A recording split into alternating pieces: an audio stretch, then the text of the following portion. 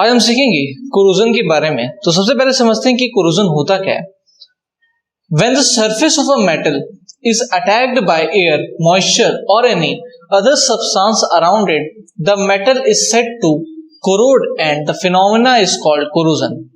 यानी कि कोरोजन एक ऐसा फिनोमेना है जिसमें मेटल जो होता है वो आसपास प्रेजेंट मॉइस्चर से, एयर से और किसी दूसरे सब्सटेंस से रिएक्ट कर देता है एंड रिएक्शन करने के बाद जो प्रोडक्ट उसके ऊपर कोटिंग से जम जाती है उसको कहेंगे हम कोरोड हो गया है एंड फिनोमेना को हम कोरोजन कहेंगे। एग्जाम्पल के तौर पर समझते हैं कि हम जो अल्कली मेटल होते हैं जब उनको हम छोड़ देते हैं तो वो एयर के साथ रिएक्ट करते हैं, यानी कि ऑक्सीजन के साथ रिएक्ट करके जो है आपका सोडियम, जैसे कि एग्जांपल में तो सोडियम ऑक्सीजन के साथ रिएक्ट करके सोडियम ऑक्साइड का फॉर्मेशन करता है। सिमिलरली पोटेशियम भी ऑक्सीजन के साथ रिएक्ट करके जो है ऑक्साइड का फॉर्मेशन करता है। सोडियम एंड पोटेशियम काफी हाईली रिएक्टिव जो है मेटल्स होते हैं, इसीलिए उनको हम केरोसिन में डिप करके रखा जाता है। दूसरा आयरन होता है। आयरन जो होता है कॉमनली जो है वाटर के साथ, वाटर मॉलिक्यूल्स के साथ एंड मॉइस्चर के साथ रिएक्शन करने के बाद जो है आपका एक ब्राउन कलर का जो है कोटिंग अपने पर बना लेता है, जिसको हम रस्ट के नाम से भी जानते हैं। तो रस्टिंग होने के बाद वो क्या करता है, उस रस्ट का फॉर्मूला ये होता है Fe2O3 into XH2O, जो कि ब्राउन कलर का होता है। सिमिलरली कॉपर भी जो होता है वो मॉइस्चर के साथ रिएक्ट करता है एंड मॉइस्चर के साथ रिएक्ट करने के बाद इस कंपाउंड का फॉर्मेशन करता है, एक ग्रीन कलर की कोटिंग होती है जिसका फॉर्मूला होता है 2CuCO3 into CuOH2S। सिमिलरली जो कॉपर होता है, कॉपर के साथ साथ जो सिल्वर होता है, अगर सिल्वर को भी हम छोड़ देते हैं एयर में कुछ देर के लिए मतलब काफी समय तक वो रहता है, तो एयर में प्रेजेंस जो है हाइड्रोजन सल्फाइड यानी कि H2S गैस के साथ जो है आपका सिल्वर रिएक्ट करता है एंड Ag2S बना देता है। Ag2S जो कि ब्लैक कलर की कोटिंग होती है, इसका फॉर्मेशन वो कर देता है। यहाँ पर जो होता है H2S गैस आपकी प्रेजेंट होती है एयर में, काफी लंबे समय के बाद रिएक्शन करने के बाद वो टार्निश कर जाता है। यहाँ पर जो वर्ड यूज हो रहा है वो यहाँ पर टार्निश वर्ड हो रहा है, वो भी एक तरीके से कोरोजन होगा। यहाँ पर नोबल गैसेस जो होते हैं, आयरन जो यहाँ पर जो प्लेटिनम होता है एंड साथ ही साथ गोल्ड होता है, ये जो तीन एलिमेंट्स होते हैं ये जनरली आसानी से कोरोड नहीं करते हैं। अब हम सीखेंगे कोरोजन ऑफ आयरन के बारे में। कोरोजन ऑफ आयरन को हम रस्टिंग के नाम से जानते हैं। Corrosion of iron is known as rusting. इसमें होता क्या है, rusting is slow oxidation of iron by atmospheric oxygen in presence of water, यानी कि एटमॉस्फेरिक ऑक्सीजन के प्रेजेंस में एंड वाटर के प्रेजेंट में ऑक्सीजन का रिएक्शन होता है एंड एक जो है कंपाउंड का फॉर्मेशन होता है जिसको हम रस्ट के नाम से जानते हैं। यहाँ पर रिएक्शन कुछ तरीके से होता है, 4Fe+3O2 जो है रिएक्ट करेगा 2XH2O के साथ, तो 2Fe2O3 into XH2O का फॉर्मेशन हो जाएगा। ये होता है आपका रस्ट का फॉर्मूला। रस्टिंग एंड टार्निशिंग में थोड़ा सा अंतर होता है। क्या अंतर होता है इसको समझिए। रस्ट जब कभी आयरन पे लगता है तो होता क्या है कि रस्ट लगा जो पैचेस में लगेगा एंड उसके बाद वो पैच गिर जाएगा एंड फर्दर जो है आयरन अवेलेबल हो जाएगा रस्टिंग के लिए। लेकिन ऐसा टार्निशिंग में नहीं होता। टार्निशिंग में क्या होता है, मेटल ऑक्साइड का फॉर्मेशन हो जाता है, यानी कि एक लेयर सी बन जाती है मेटल के ऊपर। जैसे कि सिल्वर में टार्निशिंग होती है तो वहां पर Ag2S की एक लेयर सी बन जाती है, वो लेयर उसमें से हटती नहीं है, वो उस पर बनी रहती है एंड उसके बाद जो है फर्दर आपका जो सिल्वर है उसकी टार्निशिंग नहीं होती। लेकिन रस्टिंग में ऐसा नहीं होता। रस्टिंग में रस्ट बनने के बाद रस्ट गिर जाता है एंड फर्दर नया सरफेस अवेलेबल हो जाता है आयरन का जो है रस्टिंग के लिए। यहाँ पर जो है रस्टिंग बहुत इसीलिए काफी डेंजरस भी होती है। ब्रिजेस, पुल्स वगैरह में क्या होता है कि वहां पर जब रस्टिंग स्टार्ट होती है तो उनके गिरने का खतरा काफी बढ़ जाता है, वो आपके मेटल को कमजोर करने का काम करती है। अब यहाँ पर एक एक्सपेरिमेंट है, इस एक्टिविटी को कैसे करना है, इस एक्टिविटी में हमें प्रूव करना है कि आयरन के रस्टिंग के लिए हमें जो है ऑक्सीजन एंड मॉइस्चर दोनों की रिक्वायरमेंट जो है होती है। तो यहाँ पर हम क्या करेंगे इस एक्टिविटी को करने के लिए, यहाँ पर 3 टेस्ट ट्यूब्स हमारे पास रखी हुई हैं। पहले टेस्ट ट्यूब आप देख पा रहे होंगे, इसमें हमें नेल्स को रख रखा है जो कि आयरन के होंगे। इसके अंदर में टैप वाटर भर रखा है एंड ऊपर जो है एयर के लिए इसको खोल रखा है। दूसरे वाले में हमने क्या क्या रखा है, नीचे जो है कॉटन वूल रख रखा है, उसके ऊपर नेल्स रखे हुए हैं एंड यहाँ पर ड्राई एयर अवेलेबल है, इसको क्लोज कर रखा है, यानी कि कोई भी वाटर कॉन्टेक्ट यहाँ पर नहीं है। थर्ड वाले में नेल्स को हमने डिस्टिल्ड वाटर में डाल रखा है, ऊपर से हमने ऑयल की इसमें लेयर डाल रखी है एंड क्लोज कर रखा है, यानी कि यहाँ पर आपका वाटर अवेलेबल है एंड यहाँ पर एयर अवेलेबल नहीं है। यानी कि फर्स्ट वाले में एयर वाटर दोनों अवेलेबल है, दूसरे वाले में खाली एयर अवेलेबल है एंड तीसरे वाले में खाली वाटर अवेलेबल है। कुछ दिन तक इनको छोड़ देंगे तो छोड़ने के बाद क्या होगा, आपको देखने को मिलेगा कि रस्टिंग जो होगी वो खाली फर्स्ट कंडीशन में होगी, सेकंड एंड थर्ड में नहीं होगी, जिससे ये प्रूफ हो जाएगा कि रस्टिंग के लिए हमेशा ऑक्सीजन के साथ वाटर दोनों की ही रिक्वायरमेंट होती है। अब हम बात करेंगे factors favourable for increase corrosion के बारे में, यानी कि कौन कौन से ऐसे फैक्टर्स हैं जो कि कोरोजन की रफ्तार या रेट को बढ़ाने का काम करते हैं।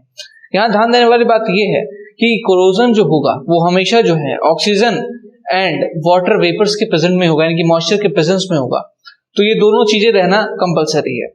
उसके अलावा कौन कौन से फैक्टर्स हैं, तो पहला पॉइंट है metals placed higher in the activity series.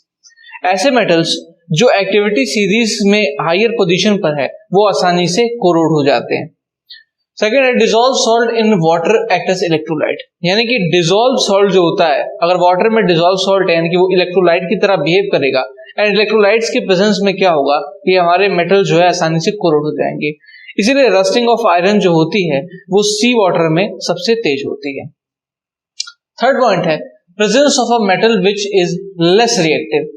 ऐसा कोई अगर मेटल प्रेजेंट है जो कि लेस रिएक्टिव है तब भी दूसरे वाले मेटल का जो कोरोजन का रेट है वो ज्यादा हो जाएगा।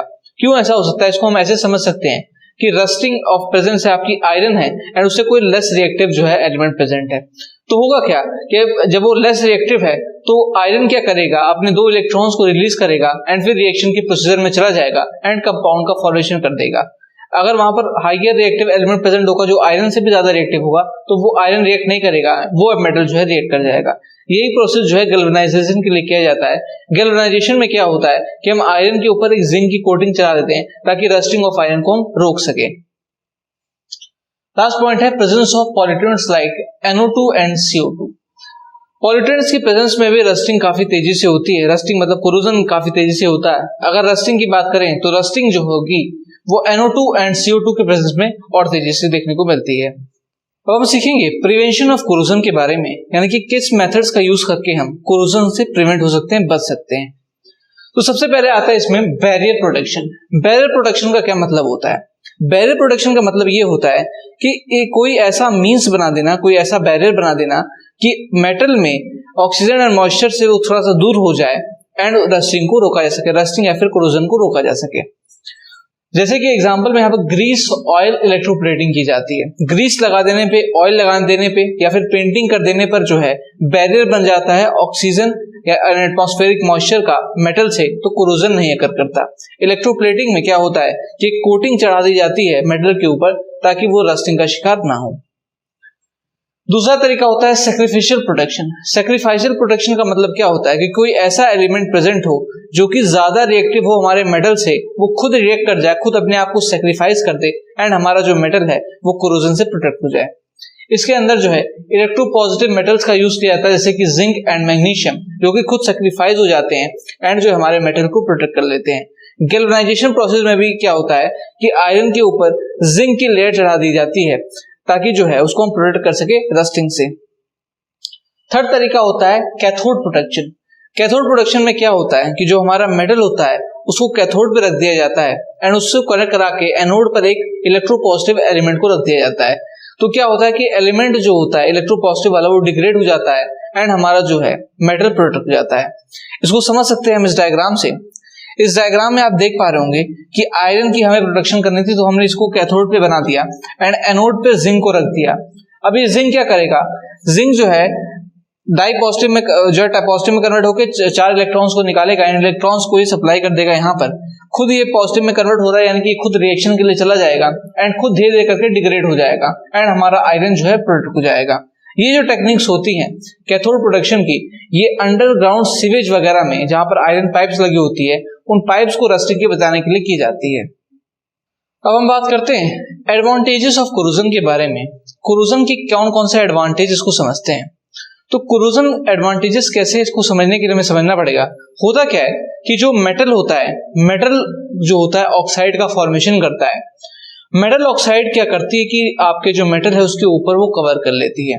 उसको कवर करने की वजह से क्या होता है कि फर्दर जो मेटल होता है वो हाइड हो जाता है एंड वो फर्दर कोरोजन के नहीं जाता, एंड इस तरीके से वो प्रोटेक्शन करती है। वो ऑक्साइड जो है वो कोरोजन ही प्रोटेक्शन करता है, फर्दर कोरोजन को रोकने का काम करता है। यानी कि इसमें metal underneath from further damage से मेटल जो है रुक जाता है, क्योंकि प्रोटेक्टेड लेयर उसके ऊपर बन जाती है एंड प्रोटेक्शन लेयर बनने की वजह से फर्दर जो मेटल है वो आपका ऑक्सीडेशन को नहीं जाता एंड कोरोजन प्रोसेस में नहीं होता। Aluminium zinc forms layers of oxide which are very sticky and hence act as protective layer. ये एक तरीके से प्रोटेक्टिव लेयर की तरह भी काम करता है। एल्युमिनियम एंड जिंक में जो उनके ऑक्साइड होते हैं वो काफी स्टिकी नेचर की होती है एंड इस वजह से वो उसको पूरी तरह से कवर कर लेती है, पूरी तरह से एज अ प्रोटेक्टिव लेयर वो बिहेव करती है। इसीलिए आप देखते हैं जो एल्युमिनियम के आपके आर्टिकल्स वगैरह बने होते हैं वो आसानी से कोरोड नहीं होते हैं।